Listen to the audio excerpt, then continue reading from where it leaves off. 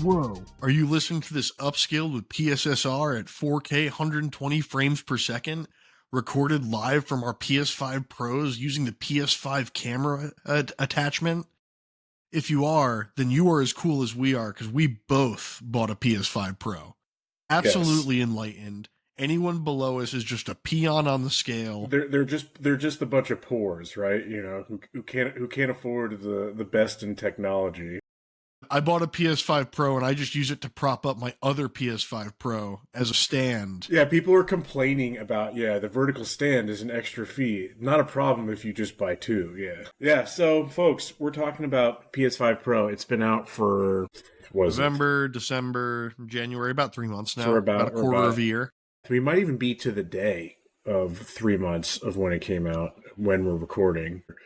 So we've had some time to spend with I've definitely played more than 2 games.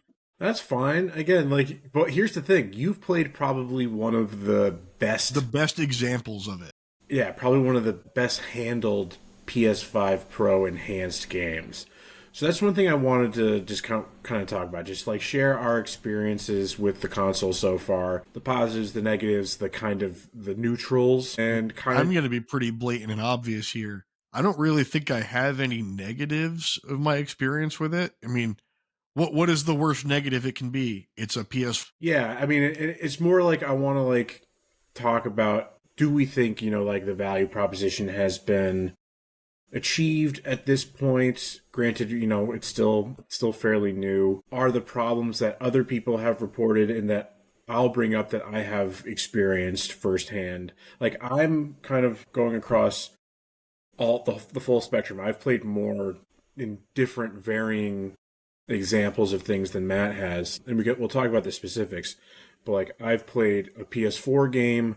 I've played, at this point, 2 reported EA game, which should get its own complete. Two reported PS5 enhanced games, and then one. You should say Pro enhanced. Yeah, Pro enhanced games, and then one that's not. That it's just a PS5 game with no acknowledged. Yeah, I guess I've had patch. that with Metaphor, because Metaphor hasn't had a real Pro enhancement, but Metaphor plays better on Pro than it does on base model. If we were real professional, reporters and whatnot, and content creators, we would have been capturing side by side footage of showing you here's Metaphor on base PS5 and here it is on Pro. I mean, I've seen side-by-side comparisons, and I've seen them through the compression on my fucking phone. It's a different thing to kind of experience it firsthand. I mean, the main difference is just it's on PS5 Pro. It's pretty much a consistent 60 frames per second now, whereas on PS5 it does have dips down into the high 40s. Question for Metaphor, and there's also a little bit less anti-aliasing issues.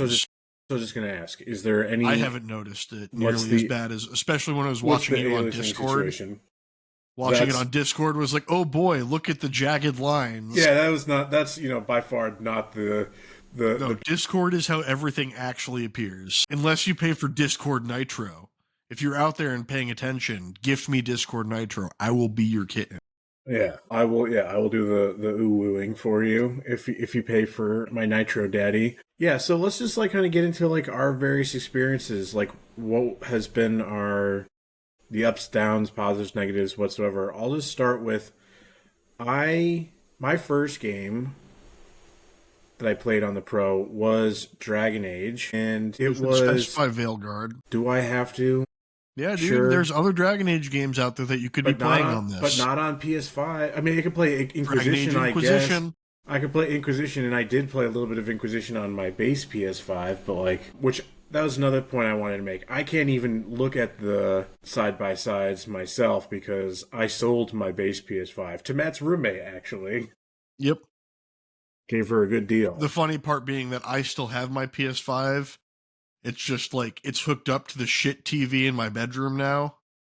So anything that I do from a raw visual TV to TV standpoint isn't even fair. And you were saying about Discord, right? That was my first indication of, okay, maybe PS5 Pro is actually cooking a little bit here. Is when I tried streaming Veilguard and put it through my old capture card. I hadn't upgraded my capture card yet. You noticed how much worse it was. And oh my god, it was so blurry. And, it was, we're talking, Rebirth levels of blurry. And Rebirth is unironically one of the games that has some of the best pro enhancement. Right. It's just too bad I'm not going to go back and play another 100 hours of that game. No, I'm going to play another 180 hours of Rebirth just to platinum it again. No, not going to happen. Not going to happen, folks. But yeah, oh my god, so hazy and blurry. And so I was like, okay. Like, when I'm playing the game, because I don't have any other point of comparison, it was a new game for me.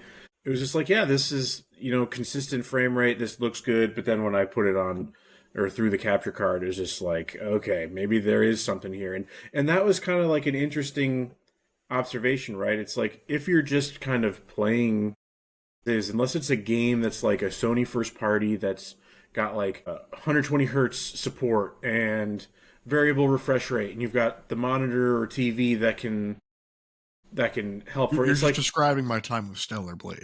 It's like, but this is just like a good game. It's just like, yeah, it's a consistent 60 frames and it looks good. And to me, it's just like, I feel like I'm more ambivalent about the Pro, and it's just because like I don't have the point of comparison in my mind. It's like I'm so mouse-brained. It's very similar that I can just only think of what's in front of me, and like it's very similar to how people the internet loves to do this, where they'll be like, oh my god, this looks like a PS2 game. It's like, no, dude, it looks like what you believed a PS2 game looked like in your mind through nostalgia goggles. Right. Go fucking throw a disc in and tell me that those polygons are exactly what you're looking at now.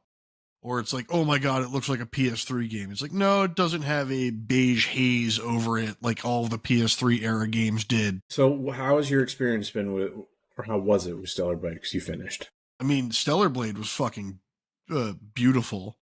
It was one of those, I was consistently, because I played on the Stellar Blade had 3 separate PS5 Pro modes, if I remember correctly. Don't fact check me on this, folks. I'm a legitimate It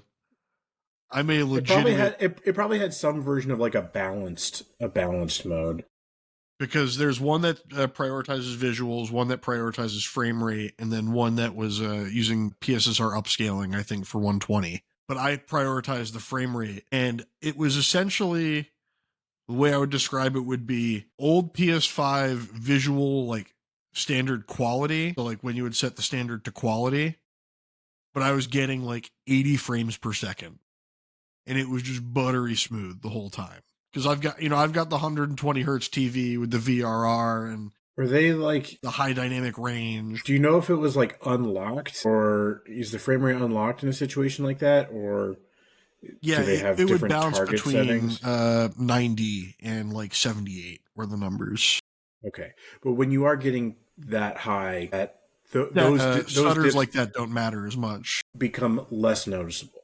They are still noticeable, but less so. I mean, I was definitely fixated on other aspects of the game while I was playing. 2 huge aspects. Yeah. So yeah, Veilguard to me was more just like this just plays well and looks good while doing it. And it didn't blow me away because I feel like I wasn't doing it any favors just by not having a point of comparison. And I kind of felt myself questioning, what would this really be like on base PS5? It was this, $700+ price tag worth it in that. You see, I'm actually looking forward to our March episode on Sekiro, because I think Sekiro is going to be an incredible point of reference for me. Because Sekiro is a PS4 game that I played on my PS5, and that I will then be playing again on PS5 Pro to run through again for Ashura ending. Yeah, I played a PS4 game. I actually played 2. I didn't finish 1, and it's a whole other topic of discussion. But so I played some bit of Red Dead Redemption, not 2, the first Red Dead Redemption. And then I played through all of Batman Arkham Asylum. And so it was kind of 2 different experiences there. Actually, Arkham Asylum is originally a PS. Well, so mine was the Return to Arkham. That is the Return to Arkham version. And while I personally felt like a lot of the world in Red Dead Redemption was super ugly, just like the color palette was just like so bland and samey, from a resolution point of view, it was crisp. It was extremely clean. But then something like Arkham was aliased to fucking hell. Was because they were trying to do some stuff with reflections off the bat suit and the gadgets, and having the playing with lighting off of the black suit on largely dark environments. They need to be able to get things to stand out, but it was just so much fucking aliasing. So the touted PS5 post, PSSR. it's not PSSR that's doing that for PS4 games. They call it something else. It's not, again, I'm the technological illiterate here. Post processing, that's what the term I was looking for. And it's like that people have theorized that that is what is happening for this kind of little bit of upticking that we're seeing for PS4 games. It's a feature you can select, you can put on. And so it's, kind of hit or miss for me. Either it's not doing anything. The funny part is, from what I've seen for a comparison point for Bloodborne, as an example, is that it does really help clear up and like sharpen the world around you in Bloodborne. It's obviously not going to get you beyond 30 frames per second. That's not the PS5 Pro not being strong enough. That's just a game limitation where the game engine itself is linked to a 30 frames per second refresh rate. Yeah, and so that was like my experience with Red Dead, was that it was really just, clean and crisp looking. Obviously graphics look I think look I've also outdated, seen but, someone did it with Fallout 4 and the world looked really good. so yeah, it's my experience with PS4 was like, yeah, some of it looks really good and some of it looks probably no different. I could probably make a point of comparison if I were ever to go back and play more of the BioShock collection as a more recent touchstone of a PS4 game that I've played. And they're like really unclear about which. They say there's like, it's like 8,500 games, PS4 games will see boosted resolution or something, but that's a huge fucking list. So, I'm assuming that list will be pretty much all inclusive of any Sony first party title. You can it'll assume probably that include much, major third party titles, and then it'll probably start to peter out to the like weird indie game or some weird, like, lots of sports games probably. You'll look into the crowd and you'll see more of a polygonal person going like this. I was just surprised that Arkham didn't look any better, to my mind. It was kind of rough. I mean, it's like my touchstone, because when I played Arkham, I played it streaming onto a PS Vita. So it's like anything will the look way it was meant to be played. Of course. I mean, PS Now in 2016 was, the peak of technology. It's all been downhill since then. So you already talked about basically your two games, right? That you've done Metaphor. I played Stellar Blade and Metaphor, and I'm still playing Metaphor. The only other one I'm actually curious. It's one of those where I've got to like, the touchstone will be interesting. It's like I kind of want to try out Baldur's Gate with the Pro. See if that tightens up some of the world a little bit on the console version. Yeah, because there was resolution issues on the console version. I was about to say I only had one more, but actually I have two more. So I played also Infinite Wealth. I played Like a Dragon Infinite Wealth, and that's one that doesn't have any marketed Pro enhancement, but it was clean. It was fine. There was some aliasing there, not super noticeable, and kind of I forgot about it as I went on. But yeah, no problems there. It looked good, ran really well. I don't think I had a single bug or stutter or anything like that. The most I saw was some visual quality issues, which seems to be the biggest problem or hurdle that the technology has to make with. You call it by its actual name, PSSR. To me, it's just always going to be pisser. They're super sampling. Just a bad choice of acronym, man. I don't know how they couldn't see that one coming. But I'm currently playing through Jedi Survivor. That was notably one of the games that was pro enhanced, but because it's EA, and I will throw the gauntlet down at anyone who defends their shitty games, it was one that when they PS5 Pro enhanced it, they like reintroduced all of the day one bugs from. So there's two sides of it, right? So it is a buggy game still. And I have experienced. Really? I couldn't have guessed, because it's not like Jedi Fallen Order, isn't it still a buggy game? I experienced quite a few bugs, but really what is most people go back and listen to the episode we did on Fallen Order and listen to my experience T-posing down a slide and not being able to do the jump to grab sections because I was stuck T-posing. I've had it stopped happening in this back half of the game now that I'm in, but in the first half when I would go to different planets, the two characters who are on your ship, so there's the pilot and there's one of the new characters, they would just like rubber band from wherever they were to the cockpit whenever you choose your place, but they're just standing there T-posing in front of their seats, and then eventually would glitch into their seats. And it's really funny to see a character T-posing when they've got 4 arms. That was very funny. But so the bugs are one thing, and that's just, I think, something that they broke on their end. But what, EA broke another game? Yeah. Let's get past that. No, I will refuse to get past that. It's not good. It's not good. Like I'm in agreement there. I'm not defending it at all. In fact, I'm not defending it in any way. But the image quality can go from looking really good in motion, in some areas in motion, really good, really, really nice. Some pretty clean, ray trace reflections, like really cool. But then you'll just get this absolutely dog shit, AI artifacting. And some of the worst is on character faces. And you just see it, it's like shimmering. Like shimmer is its own term, but it's like literally it's like undulations, like the face is just kind of moving out of sync and just like kind he's of in the waves. movie Annihilation. Like it's really weird. You notice it on NPCs because you're never really directly looking at Cal's face except for a cutscene. Which, by the way, cutscenes go from really high, so it's a really high frame rate, pretty consistent, except for a couple issues. Then it just it tanks to like sub 30 when it transitions from the gameplay. Cutscenes. It's awful. It is like literally a slideshow, but it's these AI artifacting that just is one of the main things, as well as the lighting seems to be completely fucked. The shadows on bodies are like, they're not even like pixelated. That would like be giving it too much credit. They're like literally just blocks. You can see just squares of light that are forming the shadow.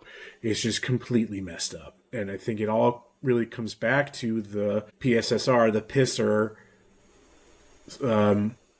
super sampling, and just either poor implementation or just the technology being its infancy. Like, I wanted to know, you being the more technologically versed one, is there any... I mean, it's probably a little bit of column A, a little bit of column B, where, because it's a new technology that people aren't necessarily 100% versed in yet for development with, there's going to be growing pains for certain studios. Certain studios being especially the dog shit studios like EA. I would expect Ubisoft to fucking never be able to figure this shit out. I don't know if they have anything that's like really noticeable that's on the PS5 Pro Enhanced. Maybe Prince of Persia. I'm sure Assassin's Creed Shadows will get something. It's supposed to. That one is supposed to, but that's not out yet. So. But I'm sure it's going to be dog shit, and I'm just throwing down the gauntlet now, to piss off the internet, because, lots of Ubisoft fans like to take offense when people don't like their games. So Assassin's Creed Mirage is on the list of enhanced. That would be one games that you could touch point on, because you've played Mirage. I could, yeah, and I played it on the PS5. Base PS5. It's weird to refer to it as the base PS5 now. It is odd.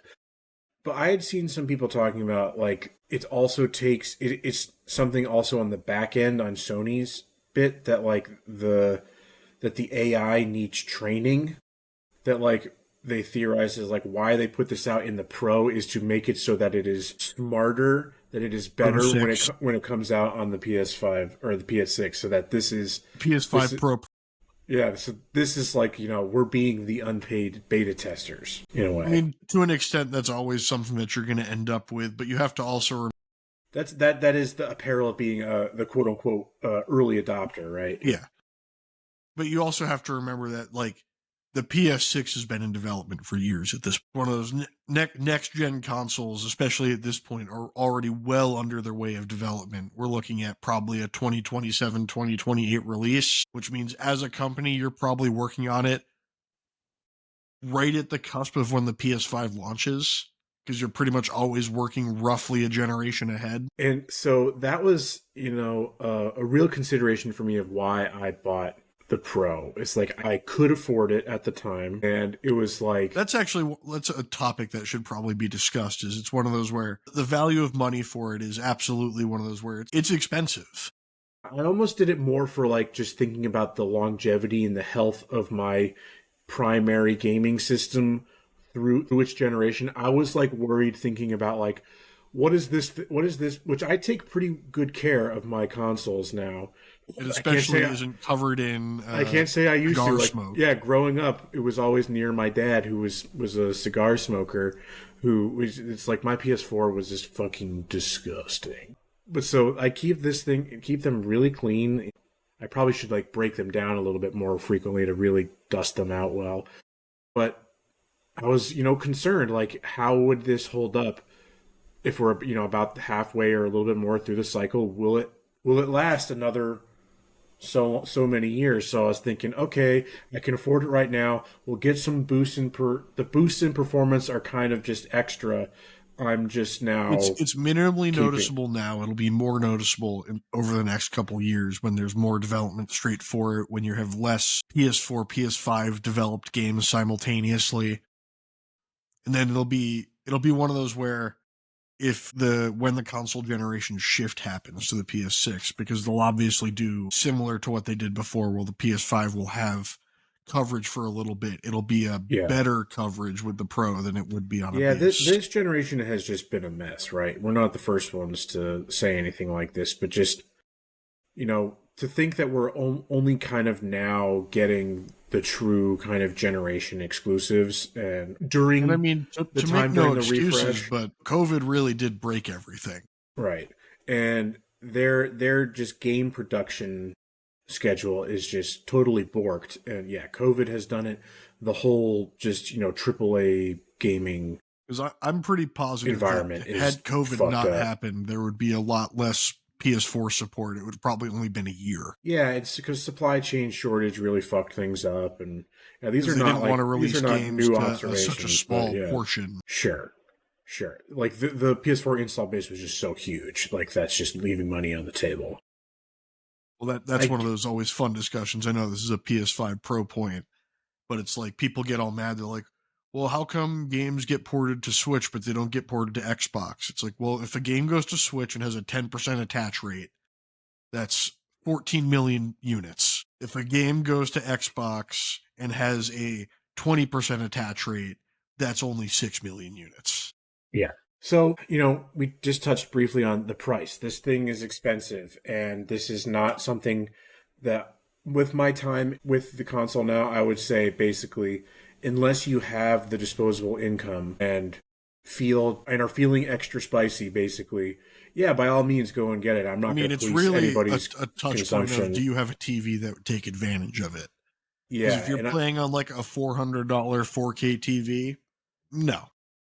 Yeah, and yeah, that's one thing that I've seen, that it does better actually on high-end monitors, and that it's like if you're playing it on a TV, you really need you're not going to really notice things until you get to like the 60 plus inch range of televisions with obviously the right type of technological support. Yeah, my assessment comes down to like if you have the money and like the new shiny thing, yeah, it has some value. I still think it's overpriced, and the only reason it really was effective for me is because I was able to sell my original one. So there was a lot of discussion. Not that bad. There was a lot of discussion around like Well, it's not $700 if you already had a PS5 and you're selling. And so like I sold mine to Matt's roommate and brought the cost down to around, what the base cost, like my cost for the new one was about what it cost for the original, give or take a little bit. I don't quite remember. Yeah, do you have any other thoughts on its price and its value and how it's achieved and I mean, I didn't sell my PS5, so I paid the full upfront cost for the disk drive, for the PS5 Pro, for the stand. the apparently the PS5 disk drive is currently seeing a shortage. I saw that as I was logging in to start recording. That's interesting news. It's something that, because they don't sell the old PS5 anymore, so now it's just the Slim and the Pro. And both models take advantage of the same disk drive. Sorry, I just blew the group chat up with some Switch 2 leaks. So you mentioned the Switch, so your mind just has to go like, I got to talk about it. No, I looked over and my phone had vibrated, and it was like it was a CES booth, had a full-on Switch 2 dummy unit. All right, so any final thoughts? Any final thoughts before we wrap it up? I mean, I think it's been worth it. Obviously, I've played significantly less on mine so far, but since I already have the 4K 120 hertz VRR HDR10 plus TV, it's one of those where I use my PS5 so much, I might as well get more out of it for the TV that I have it hooked up to. Right, that was my entire point. And that was part of my assessment too, is like I found myself, like my PC is getting outdated and outpaced by hey, don't worry. What this can pull off. The 50 series cards were just showed off yesterday, and 5070 is supposed to have 4090 for like capabilities for like $600. Yeah, I might look into upgrading. Although those cards are going to go like fucking that. I mean, there's a bunch of caveats there where it's like the 5070 is you probably need to upgrade your power supply. No, you shouldn't. Usually your 70 series are pretty consistent. Okay. They're not as. But it's one of those where whenever NVIDIA gives you power curve numbers, so you always have to look at what they're actually saying, and it's the 5070 with DLSS super sampling is 4090 capable.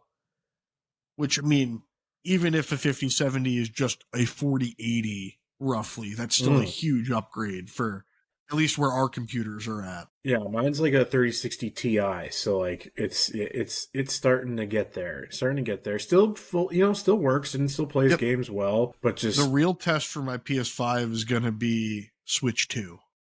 When the Switch 2 comes out, am I going to get recaptured by Nintendo? Are they going to have big drops? I mean, Xenoblade Chronicles X is going to eat my life. I'm over here like Birdman. I'm so ready for that.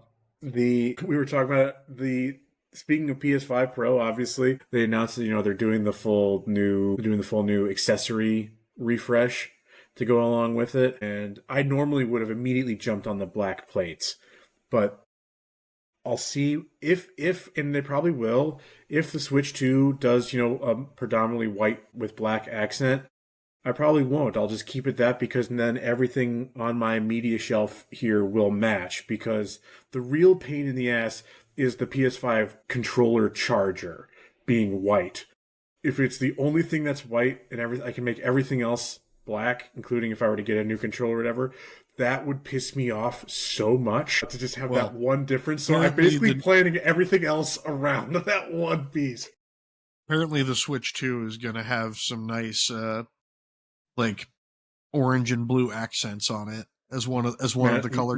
Matt's going sicko mode already. Yeah, he can't help himself. All right, folks. Check the watch band if you can see it on the camera.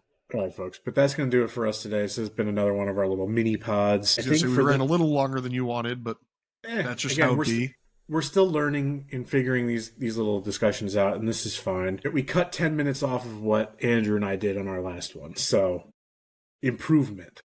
Yeah, but folks, you can probably expect at least one of these a month, as I'm kind of using them to slot in for our off week from the podcast. But you can go check out the podcast wherever you get your podcasts, and be sure to look out for our Patreon. I hope to be getting back into some written stuff after the new year, and my work schedule evens out a little bit. I've been busy the past couple of weeks with professional writing. I'll get back to the personal stuff later. And I think that's it. Just check out the socials at CamConPod or Camping Comrades everywhere. We will see you in the next one. Matt, thank you so much. We will talk to you later. Absolutely. Bye.